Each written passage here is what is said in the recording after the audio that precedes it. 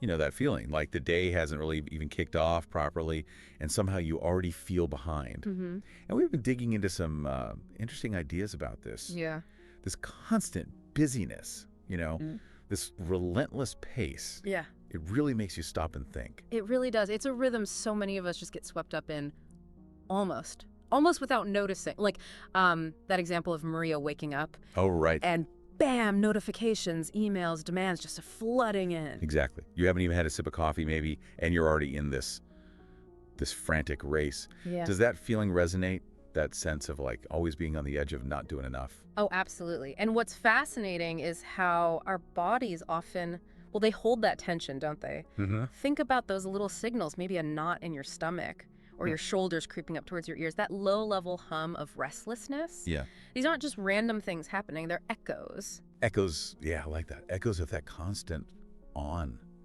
It really hit me when I was thinking about this stuff, how my own body tenses up just thinking about my to-do list. Yeah. Do you notice that? Yeah. That direct line between the mental load and, well, the physical feeling. It's incredibly powerful and something we often just, push aside. There's also that mention of guilt, isn't there? Guilt, how so? The guilt that can bubble up even at the thought of taking a break. That little flicker of, oh, I shouldn't be doing this. Right, like resting is somehow wrong. Exactly. It says so much about how deeply we've bought into this idea that we always need to be on, always active, and often this pattern starts young, getting praise for doing, achieving. So it gets wired in. Yeah, it gets wired in as my value comes from what I produce. The stillness itself has become suspicious. Yeah. Instead of just, necessary. And these betrayals of presence. Those moments. Oh, yes. Where you need to pause, like with your coffee or in the shower maybe. But your brain is already 3 steps ahead, planning, strategizing. Right. What exactly is that betrayal of presence? Just those moments where the mind wanders off. Essentially, yeah. It's when your intention is to be here, but your focus gets pulled away, usually into future tasks or worries. And those little mental jumps, well, they add up. They really do, don't they? It's amazing how easily the now just slips away, even when you're trying to hold on to it. There's always that little nagging feeling like you should be doing something more productive. Which leads right into that core idea, doesn't it? How we've somehow tangled up our sense of self-worth with our output. Totally. Like when someone asks, how are you? And the answer is a list of things you've done. Right. Instead of, I feel tired or I feel content, it's I finished this project or I was really busy. I know I've done that plenty of time. Me too. Such a common thing in our culture, isn't it? We're sort of trained, maybe implicitly, that what we do is who we are. Mm-hmm. And if you look at it that way, it suddenly makes sense why slowing down can feel so unsettling.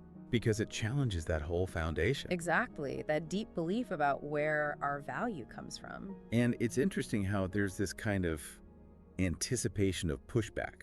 The voice that says, sure, slow down. Easy for you to say, I have responsibilities. Right. I don't have time for navel gazing. Yeah, but the idea presented is that even that resistance, that feeling, is actually useful information. Absolutely. It reveals our edges, as the Gestalt approach might put it. Those places where we feel protective, maybe a bit defensive. Boundaries, almost. Sort of, yeah. The places where we automatically react. And it begs the question, doesn't it? What might we be trying to shield ourselves from by staying so constantly busy? That's a big question. Yeah? Which connects to that other concept, unfinished business. Right. But not just tasks, right? Right. Not just the overflowing inbox. It's more about trapped emotional energy from past experiences, feelings that maybe weren't fully felt or expressed. They kind of hang around seeking completion. So, like, unresolved stuff. Exactly. And that anxiety or maybe even fear that can pop up when you think about actually stopping the constant doing that could be linked to this fear of confronting that unfinished emotional stuff. Or maybe just the fear of, well, not being enough if you're not busy. That vulnerability underneath it all. Yes. And this ties directly into how busyness can function as, well, avoidance. A distraction strategy. Pretty much. A way to keep moving so you don't have to sit still and feel whatever might be waiting there. That image of finally stopping. And ambushed, yeah. By feelings, memories. Exactly. Things you've been too busy to notice. And if we connect back to the body, those tense shoulders, the shallow breathing we mentioned, those can be seen as interruptions, right? Like the body physically stopping the flow of awareness. Because something feels threatening. Precisely. It's like the body's constantly bracing itself, interrupting the natural flow of experience because it perceives some kind of danger, even if it's just the danger of feeling something uncomfortable. And thinking about where this starts, you mentioned earlier about childhood rewards for achievement. Yes. If you're constantly rewarded for accomplishing things, what does that teach you about your basic worth? Is it always tied to the next achievement? That's the crux of it, isn't it? If your identity gets built entirely around what you do, then what happens in the moments of being when you're not actively producing? It can feel quite threatening, empty even. Which might explain that constant drive. Then there's this other idea, retroflexion, turning energy inward. It's a Gestalt term. The idea is that energy, including emotional energy, like, say, anger or sadness, needs to go somewhere. If it's not expressed outwardly, You turn it on yourself. in a way, yes. Or you redirect it. So that relentless drive to do more, be busier, achieve more, could actually be masking those unexpressed feelings. The energy gets channeled into activity instead. Interesting. So the busyness itself becomes the outlet. Can be, yeah. A way of managing or containing feelings that might feel too overwhelming or unacceptable to express directly. And that persistent hum of unease, that background buzz of anxiety that accomplishment never quite silences. That feeling that no matter how much you do, it's never quite enough. Yeah. The suggestion is that this might be fueled by projections. Like imagining all the terrible things that would happen if you actually stopped. Right. We create these stories in our heads. If I slow down, everything will fall apart, or people will think I'm lazy, or I'll miss out. And those very thoughts, those projections, keep the cycle going. They keep us running. It's like we're reacting to imagined disasters. Pretty much. And think about the times we push through sheer exhaustion. We ignore the body screaming for rest. I've definitely done that. Haven't we all? But looking at it through this lens, it's not just about willpower. It could be a kind of defense mechanism, a deep belief, maybe unconscious, that staying in motion keeps us safe, keeps danger away. So stopping feels dangerous. It can, yes, because the body's signals, which are really just information, get interpreted as threats to be overcome. And this constant state of alert, this pushing through, it messes with our natural rhythms. That balance between doing and resting. Exactly, that natural oscillation. Instead, we get stuck in on mode. There's a term used, confluence, which suggests a kind of merging. We merge so much with the external demands, the shoulds, the expectations, that we lose touch with our own internal rhythm, our own needs. We forget how to listen to ourselves. Precisely.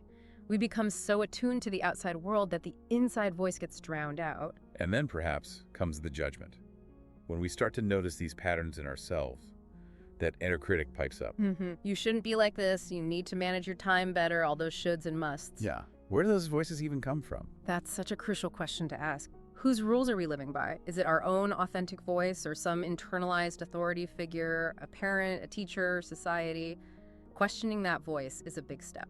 It brings us back to the body again, doesn't it? Those feelings, those tensions, they're not noise, they're communication. Yes.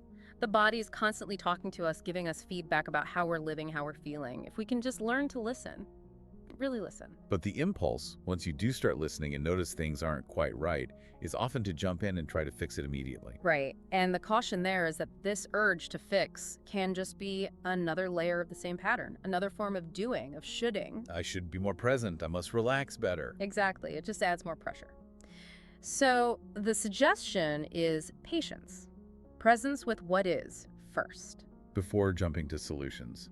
That makes sense. And this idea of creative adjustment, that how we relate to busyness now, it probably started as a useful adaptation. Yeah, likely it served a purpose at some point. Maybe it helped us cope or achieve something important or feel safe. But then it became rigid. It outlived its usefulness, but the pattern stuck. Recognizing that history, how it developed, can maybe soften the judgment a bit. It can. And it leads to this paradox. This constant striving, this doing, often comes from a deep lack of trust in just being. A lack of trust in ourselves. Perhaps a lack of trust that we are enough, that things will be okay without constant effort and control. And Ironically, that very striving prevents us from experiencing the peace or satisfaction we're often chasing through the doing. So the chase itself pushes the goal further away. In many cases, yes. Which is why the key insight really seems to be awareness. Just seeing it clearly. Seeing the patterns, Yeah. understanding how you're operating right now without immediately trying to change it. Because until you see it, you don't really have a choice. You're just running the pattern. Awareness creates the space for choice. That feels hopeful. Less pressure to overhaul everything overnight. And related to that is creative indifference, which sounds a bit passive, but isn't really. Okay, what's that? It's like not forcing a specific outcome, but also not resigning yourself to being stuck. It's holding the tension, staying present with the discomfort or the pattern, and allowing something new, a different way, to emerge naturally from that awareness. So not fighting it, but not giving in either. Creating space. Exactly. Creating space for possibilities without dictating what they have to be. And ultimately, it seems to circle back to the small things. Yeah. Peace isn't some grand destination. No. It's found in the pauses, right? Yeah. The breaths between tasks. The conscious choices we make moment by moment. Yes. Discovering presence within the activity, not just waiting for the activity to stop. There's even that suggestion to try saying, I am enough. Just saying it slowly and noticing what happens inside. Not necessarily believing it instantly, but observing the reaction. It's powerful because it directly confronts that core belief, tying worth to productivity. It's an experiment in just noticing. And this idea of safe emergencies, how we react to small stuff, like it's a huge crisis. Yeah, the body's alarm system going off for, a deadline change or a traffic jam, as if it were a saber-toothed tiger. Right. And recognizing those are false alarms. Recognizing them allows us to maybe take a breath, to respond rather than just react out of that panic mode. It's about recalibrating that threat detector. I like that reframing suggestion too. Instead of always thinking, what do I need to do? Yes. Shifting it to what needs me right now. That small shift, it changes everything, doesn't it? It moves from pressure and obligation towards, purpose, presence, connection to the moment. Yeah, it feels less like a burden and more like an offering, maybe. And approaching all these patterns, these habits, with kindness, acknowledging them.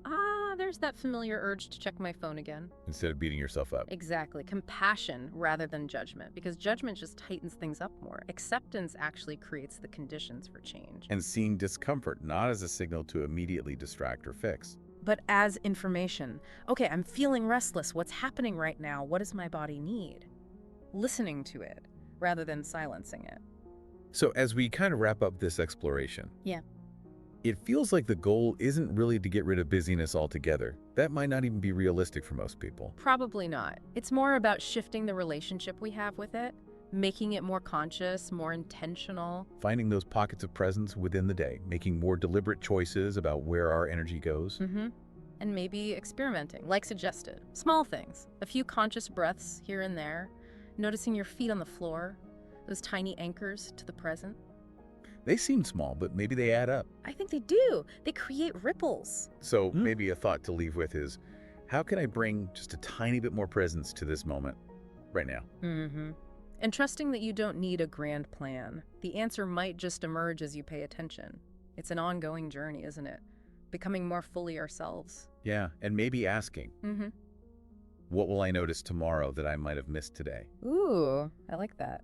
How might my relationship with all this busyness, this drive, how might it evolve, even just slightly in the coming weeks? Just holding those questions lightly. Gentle invitations, not demands. Right. It feels like the real change, the quiet revolution maybe happens in those small shifts, in the richness of just being here. Yeah.